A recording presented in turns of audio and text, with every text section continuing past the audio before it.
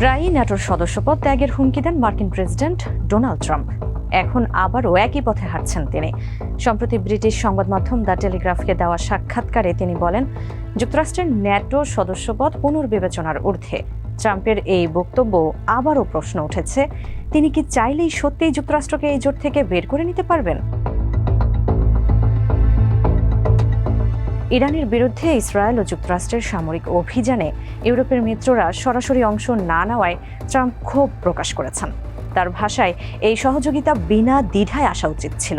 বিশ্লেষকদের মতে, ট্রাম্পের এই আক্রমণাত্মক কথাবার্তা আবারও বুঝিয়ে দিল ৩২ সদস্যের এই জোটের কাজের ধরন নিয়ে তার স্পষ্ট কোনো ধারণা নেই।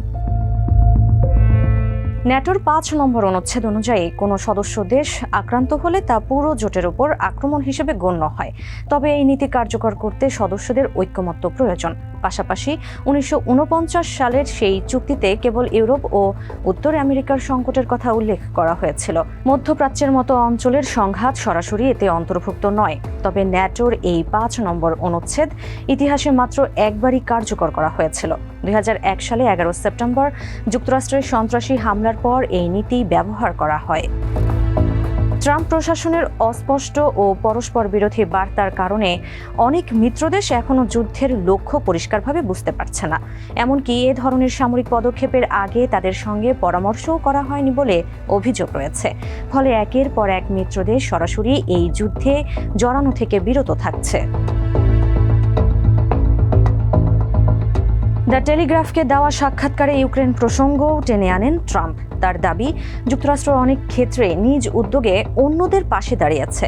২০২২ সালের রাশিয়ার আগ্রাসনের পর তৎকালীন মার্কিন প্রেসিডেন্ট জো বাইডেন পশ্চিমা দেশগুলোর পাল্টা ব্যবস্থা গ্রহণে নেতৃত্ব দিয়েছিলেন। তবে জোট হিসেবে ন্যাটো সরাসরি যুদ্ধে জড়ায়নি, বরং ইউক্রেনকে সহায়তা দিয়েছে। ট্রাম্প দীর্ঘদিন ধরেই ন্যাটোর সমালোচক।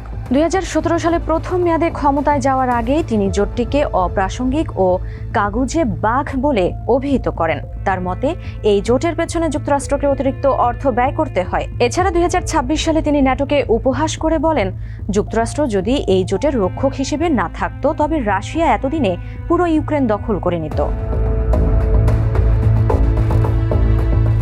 ২০১৯ সালের শুরুর দিকে নিজের প্রথম মেয়াদেই ন্যাটো ছাড়ার খুব কাছাকাছি পৌঁছে গিয়েছিলেন ট্রাম্প। এমনকি ন্যাটোর সাবেক মহাসচিব জেন্স স্টলটেনবার্গ তার সাম্প্রতিক স্মৃতিকথামূলক গ্রন্থ অন মাই ওয়াচ এই বিষয়টি উল্লেখ করেছেন। তবে শেষ পর্যন্ত তা হয়নি, কারণ স্টলটেনবার্গ ফক্স নিউজে গিয়ে কৌশলে ট্রাম্পের প্রশংসা করে মিত্র দেশগুলোর প্রতিরক্ষা ব্যয় বাড়ানোর বিষয়টি তুলে ধরেন। এতে পরিস্থিতি কিছুটা শান্ত হয়। ট্রাম্পের আপত্তির মূল কারণ ছিল ২০১৪ সালের একটি চুক্তি, যেখানে সদস্য দেশগুলোকে জিডিপির ২% সামরিক খাতে ব্যয়ের কথা বলা হয়েছিল। যদিও তখন এটি ছিল কেবল একটি নির্দেশনা। এখন বেশিরভাগ দেশই ট্রাম্পের চাপ এবং রাশিয়ার হুমকির কারণে সেই ব্যয় বাড়িয়েছে।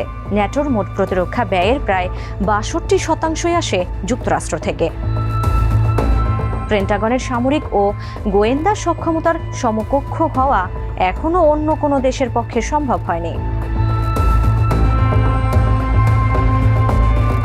সবচেয়ে গুরুত্বপূর্ণ বিষয় হলো, ট্রাম্প চাইলে একতরফাভাবে ন্যাটো থেকে বেরিয়ে যেতে পারবেন না। ২০২৩ সালের শেষে মার্কিন কংগ্রেসের ভোটাভুটির মাধ্যমে একটি আইন পাশ হয়, যাতে বলা হয় প্রেসিডেন্ট একা ন্যাটো থেকে বেরিয়ে আসার সিদ্ধান্ত নিতে পারবেন না। এখন এই জোট ছাড়তে হলে সিনেটের ২/৩ সদস্যের সমর্থন বা কংগ্রেসের অনুমোদনের প্রয়োজন হবে। বর্তমান মহাসচিব মার্ক রুটে ট্রাম্পকে বোঝাতে চেষ্টা করেছেন যে ন্যাটোতে থাকা যুক্তরাষ্ট্রের নিজস্ব স্বার্থের জন্যই গুরুত্বপূর্ণ। রুটের কূটনৈতিক দক্ষতার কারণে স্টলটেনবার্গের মতো তাকেও অনেকেই ট্রাম্প হুইসপারার বলে থাকেন। এর আগে গ্রিনল্যান্ড নিয়ে ট্রাম্পের বিতর্কিত অবস্থান থেকেও তাকে ফেরাতে ভূমিকা রেখেছিলেন রুটে।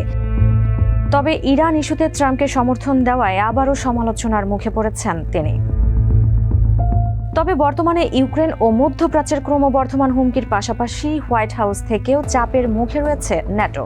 তাই ৭৭ বছরের পুরনো এই সামরিক জোটকে টিকিয়ে রাখাই এখন রুটের প্রধান লক্ষ্য। এদিকে ইউরোপের দেশগুলোও ধীরে ধীরে নিজেদের প্রতিরক্ষা জোরদার করছে, যাতে যুক্তরাষ্ট্রের উপর নির্ভরতা কমানো যায়। তবুও বাস্তবতা হলো, ন্যাটোতে মার্কিন সামরিক শক্তির গুরুত্ব এখনও অপরিসীম। তাই বলাই যায়, ট্রাম্প রাজনৈতিকভাবে যতই হুমকি দিন না কেন, বাস্তবে যুক্তরাষ্ট্রকে ন্যাটো থেকে বের করে আনা সহজ নয়। আইনি বাধা, কংগ্রেসের ভূমিকা এবং আন্তর্জাতিক নিরাপত্তা বাস্তবতা সবকিছু মিলিয়ে এই সিদ্ধান্ত অত্যন্ত জটিল এবং দীর্ঘ প্রক্রিয়ার বিষয়।